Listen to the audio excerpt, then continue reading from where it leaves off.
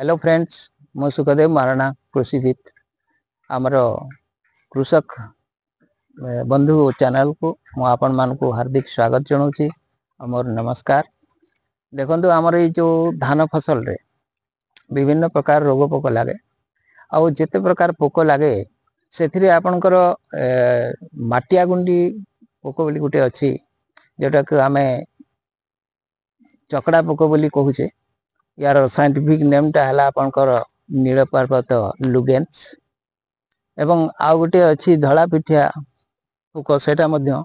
सुगाटिला फर्सीफेरा जोटा कि माने बहुत क्षति पहुँचाऊँची धान फसल के। ते आमे केमती जानिबा जे आमर फसल रे माटिया गुंडी पोक लगी कि नहीं। मेरे जाकू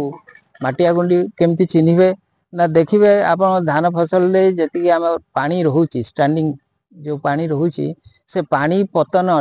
ठीक गछर मूले जिते पानी पतन एवं गछ जो कांड अच्छी जो जगार सरी पानी पतन ठीक से मूल आपणकर मेंचा मेंचा है माटिया रंगर सामान्य माने ईसत माटिया रंगर छोट छोट पोक जोटा कि 2 ରୁ 3 mm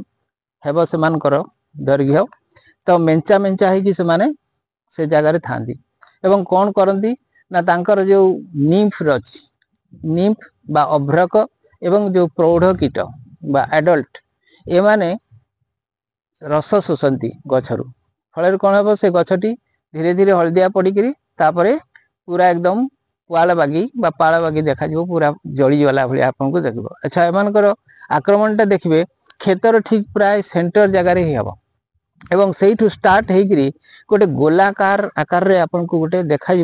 जोटा कि माने जली गला भाया लगे पानी थी सब थी किंतु आपन को लगे केमती पानी अभाव यहाँ सुखीगला ना मरीगला से भाया किसी नुहे सेटा से पोकर माने प्रभाव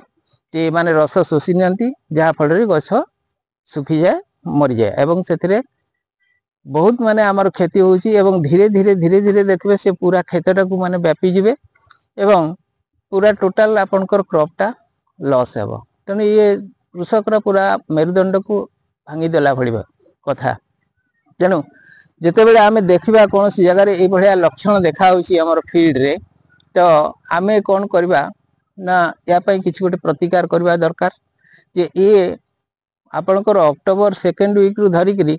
माने अक्टोबर नवेम्बर मास अगस्त द्वितीय सप्ताह रु धरिकरी आपनकर अक्टोबर नवेम्बर पर्यंत एमानकर प्रादुर्भाव बेसी थाए। तो यही समय आमे सबुदिन गोटे निरीक्षण करवा खेत को जीवा देखिबा कोठी कौन लागिची पोको। तो ये माटिया गुंडी पोको जोठी जो माने चक्र आकार बारे जो पोड़ी दउची केंद्र रे आपन देखिबे ताकू गोटे हपर बर्न बोली कहा जाए बा गुंडी जलन कहा जाए। तो जदि से भलिया किछि आपनकर लक्षण आसिला ताले आमे प्रथमे कोन करबा ना पानी आमे ड्रेन आउट कर देबा काहे ना एमान को गोटे अनुकूल वातावरण केतेबेले मिले केतेबेले हाई टेम्परेचर थिबो काहे ना आपनकर प्राय 23 रु 30 डिग्री 27 डिग्री पर्यंत जो टेम्परेचर रोचे जदि आपनकर ह्यूमिडिटी मध्य सेमती 80-85% रोचे वायुमंडल रे ताले एटा तांको पई गोटे भलो वातावरण देखिबे। जो फसलटा बेसी घंच होइथिबो पॉपुलेशन बेसी थिबो खरा होउची उत्ताप माने टेम्परेचर भी बहुत अच्छी ता सांगु को आर्द्रता अच्छी एवं स्टैंडिंग वाटर मध्य अच्छी तो एमान को पई गोटे बहुत बढ़िया अनुकूल वातावरण है जोठी कि तांकर वंश वृद्धि हुए। जदि तांकर एई वातावरणटा को आमे भांगी परबा ताहले अनेक मात्रा रे से माने आपे आपे स्वत प्रभुत्व भाव से गोटे कंट्रोल हो कहीं ना प्रथम केमती करबा तार उपाय हला आमे कंधी बा पाही बनेबा प्रत्येक 2 मीटर व्यवधान रे आपन खेत रे कंधी बा पाही बनातु पानी मध्य आपन ड्रेन आउट कर दियंतु प्रति 2 दिन 3 दिन रे पानी चेंज करंतु एवं पाही करबा द्वारा कान हबो ना कोन हबो ना आपनकर वायु चलाचल हबो सूर्य किरण टिके पाइबो तापरे आपन सेठी कौन सी प्रकार पेस्टिसाइड आप यूज करें जोटा कि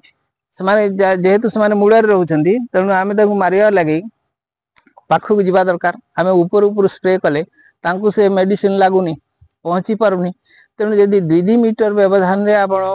कंधी बनई पाही बनई से जगार आप जापर मूल को आप भल भाव स्प्रे करें। तो एटा हला मेन कथा जे पेस्टिसाइड बा कीटनाशक आमे केते प्रयोग करवा सेटा बहुत महत्वपूर्ण नुहे आमे कि भलिया माने परिचालना करूचे सेटा हला इम्पोर्टेंट जत्ते सुंदर भाबे आबे परिचालना करि पारबे आपण सेते मात्रा रे से पोकोटा को आपण कंट्रोल करि पारबे। तो ये माटिया गुंडी रो आपण लक्षण जानि पारले कि केमती आमे जानि परियो माटिया गुंडी पोको आम क्षेत्र रे लागिची बा न लागिची। तेणु परवर्ती स्टेज रे परवर्ती एपिसोड रे म आपन कहबी कोन कोन आपन कीटनाशक एथिरे आमे प्रयोग करि पारबा। तो सेते पर्यंत रहिली नमस्कार धन्यवाद।